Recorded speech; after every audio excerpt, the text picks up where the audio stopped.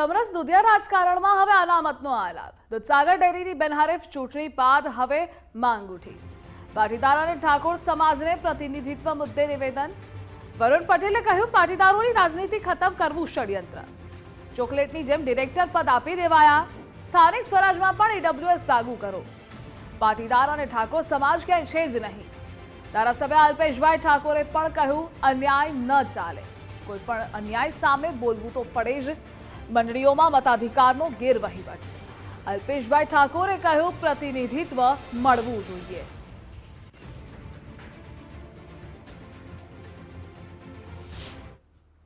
પાટીદારની મંડળીઓના મતાધિકાર રદ કરવામાં આવ્યા છે।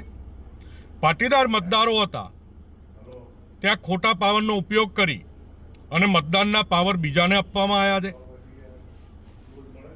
જેમાં ખાલી પાટીદાર નહીં, આખી ડેરી પાટીદાર અને ઠાકોર સમાજનું પ્રભુત્વ હોવું જોઈએ। એની જગ્યાએ પાટીદાર કે ઠાકોર સમાજ ક્યાંય છે નહીં। છોકરાને સમજાવવા ચોકલેટ આપતા હોય એવી રીતે તમને ડિરેક્ટર પદો આપી દેવામાં આવ્યા છે। અને ખાલી આ પ્રશ્ન ડેરીનો નથી, આ પ્રશ્ન ગુજરાતની રાજનીતિનો છે। સહકાર ક્ષેત્રમાંથી તમારી રાજનીતિ ખતમ કરવાની બહુ મોટી સાજિશ ચાલી રહી છે।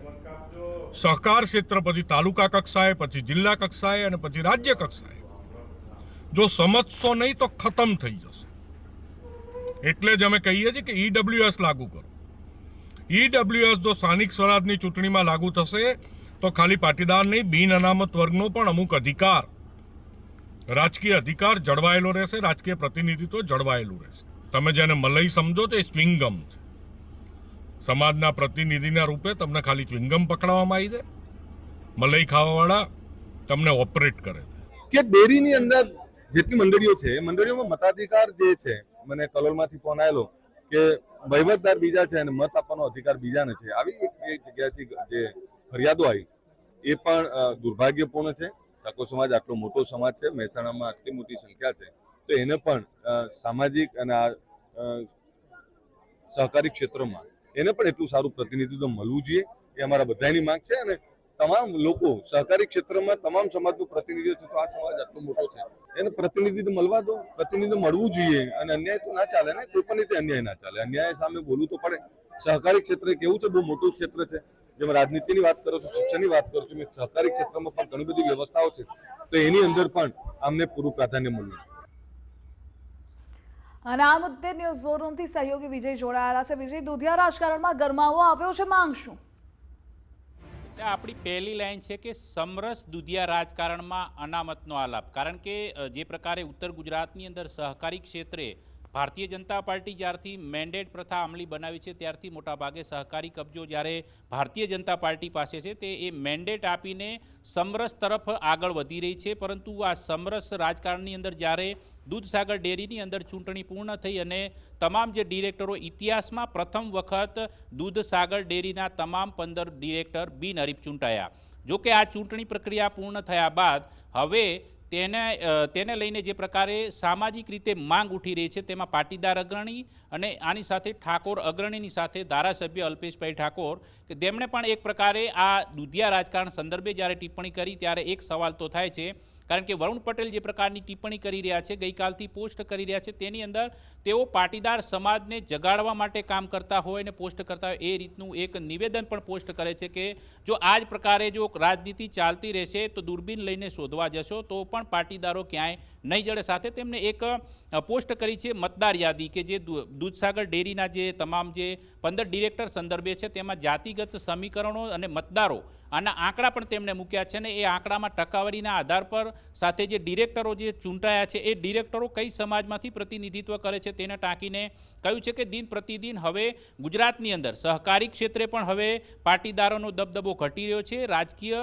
રીતે ષડયંત્ર રચાઈ રહ્યું છે કે પાટીદારોની રાજનીતિ ખતમ કરવામાં આવે। અને હવે પછી તેઓ જ્યારે વરુણ પટેલ એમના નિવેદનમાં જ કહે છે કે હવે આગામી જ્યારે સ્થાનિક સ્વરાજની ચૂંટણીઓ આવનાર છે એ દરમિયાન પણ તમને તાલુકા જિલ્લાથી લઈને છેલ્લે છેક રાજ્ય કક્ષાએ પાટીદારોની રાજનીતિને ખતમ કરવા માટેનો પ્રયાસ ચાલી રહ્યો છે। એટલે હજી પણ જાગો, કારણ કે દૂધસાગર ડેરીની અંદર ચોકલેટની જેમ ડિરેક્ટર પદ આપી દેવાયા અને પાટીદાર સમાજ સાથે અન્યાય થયો તેવું કહી રહ્યા છે। અને સાથે સ્થાનિક સ્વરાજમાં ઈડબ્લ્યુએસ અનામત અમલીકરણની પણ તેમને માંગ ઉઠાવી છે। સાથે અલ્પેશભાઈ ઠાકોર પણ જ્યારે આ સંદર્ભે તેમને પ્રશ્ન કરાયો ભરાયો હતો ત્યારે તેમણે એક પ્રકારે ચોંકાવનારું નિવેદન કહી શકાય, કારણ કે સહકારી ક્ષેત્રે જ્યારે આ પ્રકારના નિવેદન થાય એમાં જો કે કોઈ એટલું બધું કહી શકાય નહીં કે આ નવાઈની વાત છે, પરંતુ એમણે કહ્યું કે કલોલની અંદર છે ગેરવહીવટ ચાલે છે મંડળીઓમાં, કારણ કે વહીવટ કોઈ અલગ કરે છે અને મતાધિકાર કોઈ અન્ય પાસે છે, એટલે મતાધિકારની અંદર ગેરવહીવટ ચાલે છે એ આડકતરી રીતે તેમને સીધો સ્વીકાર એમના નિવેદનમાં કર્યો છે. અને તેમણે એવું પણ કહ્યું કે કોઈ પણ પ્રકારનો અન્યાય સહન થાય નહીં, ઠાકોર સમાજને પ્રતિનિધિત્વ સહકારી ક્ષેત્રે પણ મળવું જોઈએ અને સાથે કોઈ પણ અન્યાય સામે સવાલ તો ઉઠાવવો જ પડે અને તેનો જવાબ પણ આપવો પડે. આ પ્રકારનું નિવેદન આપીને એક પ્રકારે રાજનીતિની અંદર ખાસ કરીને ઉત્તર ગુજરાતની સહકારી રાજનીતિ માટે આ ઘણું બધું મોટું છે. જો કે લાસ્ટ થોડા દિવસ અગાઉ પણ આપણે જે પ્રકારે જોયું કે બનાસ ડેરી છે એ ઐતિહાસિક રીતે સતત 2 વખત બિનહરીફ થઈ આખા મંત્રીમંડળ જે એનું નિયામક મંડળ છે, અને હવે દૂધસાગર ડેરી પણ ઇતિહાસમાં પ્રથમ વખત બિનહરીફ થઈ. પરંતુ એક સવાલ એ પણ ઉઠાવવામાં આવી રહ્યો છે કે જ્યારે ભારતીય જનતા પાર્ટી મેન્ડેટની અંદર એક વ્યક્તિ એક પદ એ પ્રકારનું એક લઈને ચાલે છે નીતિ, તો એ નીતિ અનુસંધાને ખેરાલુના ધારાસભ્ય છે એમની પત્નીને ડિરેક્ટર કેમ બનાવી દેવાયા? કારણ કે અગાઉ એ પોતે ત્યાં સરદાર ચૌધરી ડિરેક્ટર પદે ચૂંટાતા હતા, પરંતુ પોતે ધારાસભ્ય બની ગયા એટલે પત્નીને ડિરેક્ટર પદ સોંપી દીધું. તો એક આ પરિવારવાદનો આરોપ છે એ પણ અત્યારે ઉઠી રહ્યો છે. સાથે જે સામાજિક પ્રતિનિધિત્વના આંકડાઓ ટાંકીને રાજકારણની દ્રષ્ટિએ આ મુદ્દાને થોડો સંવેદનશીલ બનાવી દીધો છે, કારણ કે જોવા જઈએ તો એક તરફ જ્યારે આખું નિયામક મંડળ બિનહરીફ થયું, બિનહરીફ થયા બાદ આ પ્રકારના સવાલો ઉઠાવવા એ પણ એક પ્રકારે રાજનીતિનો જ ભાગ છે. પરંતુ હવે જોવાનું એ રહેશે કે આખરે નિયામક મંડળીના ચૂંટણીથી લઈને સહકારી ક્ષેત્રે જે પ્રકારે સંઘવાદની અંદર જે ચાલી રહ્યું છે એને લઈને ભારતીય જનતા પાર્ટીના એટલે કે શાસક પાર્ટીના નેતાઓ દ્વારા શાસક પાર્ટીએ આપેલા મેન્ડેટની સામે આ પ્રકારનો સવાલ ઉઠાવ્યો છે. તો પાર્ટી પણ આ ગતિવિધિને કયા સંદર્ભે જુએ છે? કારણ કે સ્થાનિક સ્વરાજની ચૂંટણીઓના પડઘમ પણ વાગી રહ્યા છે, કારણ કે સર પ્રક્રિયા પૂર્ણ થયા બાદ સંભવિત રીતે ગુજરાતની અંદર સ્થાનિક સ્વરાજની ચૂંટણીનું બ્યુગલ વાગવાનું છે. તો એ પૂર્વે આ પ્રકારના રાજનીતિક નિવેદન છે એ કેટલી અંશે અસર કરશે સત્તાધારી પાર્ટીને કે વિપક્ષને, કે પછી વ્યક્તિગત રીતે જે નિવેદન આપે છે વ્યક્તિઓને, એ પણ જોવાનું રહેશે. જે વિજય જોડાવા બદલ આભાર આપનો. તો આપણી સાથે એસોસિએટ એડિટર ધર્મેશ વૈદ્ય જોડાયેલા છે. ધર્મેશ, દુધિયા રાજકારણમાં હવે અનામતની માંગ ઉઠી.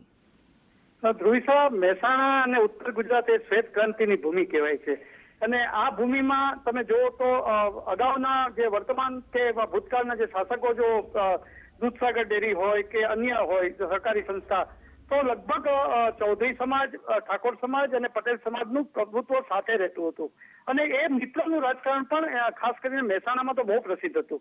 પરંતુ હવે જ્યારે સહકારથી સમૃદ્ધિની વાત સાથે બનાસ ડેરીની જેમ દૂધસાગર ડેરી મહેસાણાની જે ચૂંટણી બિનહરીફ થઈ છે, સમરસ થઈ છે, એવું થઈને લોકોએ ગાજ્યું તો ખરા, ભાજપના સહિત આગેવાનોએ આને આવકાર્યું પણ ખરું, પણ ભાજપના જ 2 આગેવાનોના જે આલાપ છે એ આખા અનામતનો આલાપો એવું થયું છે ને એની સાથે ચર્ચામાં છે. સૌથી મહત્વની વાત કરે કે માણસામાં પૂર્વ અમિત ચૌધરી ધારાસભ્ય, અમિત ચૌધરીની ડિરેક્ટર તરીકે પસંદગી, અને સરદારભાઈ ચૌધરી જે અત્યારે ખેરાલુના ધારાસભ્ય છે એમના પત્ની પોતે ડિરેક્ટર હતા, હવે એને બદલે એમના પત્ની આવ્યા. જે અશોક ચૌધરી જે ચેરમેન છે એના ખૂબ નજીકના ગણાય છે, મિત્ર જેવા ગણાય છે, કારણ કે અંબાજીમાં જે સમરસ થયા પછી જે ધજા ચડાવી માતાજીના સ્થાને શિસ્તમોમાં પણ સરદારભાઈ અને એમના ડિરેક્ટર પત્ની સાથે પણ છે. એટલે એનો મતલબ એ છે કે એ થોડાક સવાલો ઉત્તર ગુજરાતના રાજકારણમાં અત્યારે ચર્ચાનો વિષય બન્યા છે. અને સૌથી મોટી વાત, પાટીદાર સમાજના વરુણ પટેલ જે ભાજપના પણ આગેવાન છે, એમનું પણ જે સોશિયલ મીડિયામાં જે એમનું જે પોસ્ટ છે એ પણ છે કે ચોકલેટની જેમ ડિરેક્ટર આપી દેવાયા છે, ડિરેક્ટર પદ આપી દેવાય છે, અને સ્થાનિક સ્વરાજમાં ઈડબ્લ્યુએસનો માંગણી. તો આ જ રીતે ઠાકોર સમાજના નેતા ધારાસભ્ય અલ્પેશ ઠાકોરે પણ કેટલીક મંડળીઓના મતાધિકારનો પણ એક ગેરવહીવટ વિશે વાત કરી છે. બીજું એક વ્યક્તિની વાત આવે છે તો આ તો પરિવારવાદની જે વાત કોંગ્રેસ સામે થતી હોય તો ભાજપમાં મેન્ડેટ શરૂ થયો છે, અને આવા સંજોગોમાં ધારાસભ્યના પત્ની ડિરેક્ટર અને એ રીતે મિત્રતાને દાવે જો ડિરેક્ટર પદ આપવામાં આવ્યા હોય, આવા આક્ષેપોની ચર્ચા અત્યારે ગુજરાત અને ઉત્તર ગુજરાતના રાજકારણમાં ખૂબ જ ચર્ચામાં બની છે. મહત્વની વાત છે, એક વ્યક્તિ એક હોદ્દો, તો જીસીએમએફના ચેરમેન તરીકે અત્યારે અશોક ચૌધરી પણ છે અને ડેરીના પણ છે. એ તો એમ કે છે કે ભૂતકાળમાં વિપુલભાઈ ચૌધરી પણ હતા કે અન્ય પણ હતા, પણ આ એક વ્યક્તિ એક હોદ્દાની જે વાત થઈ રહી છે ત્યારે ખાસ કરીને સહકારી ક્ષેત્રે મહેસાણા ડેરીની સમરસ ચૂંટણી કેટલાક સવાલો થઈ જાય છે. જી ધ્રુષા. જી ધર્મેશ, જોડાવા બદલ આભાર આપનો.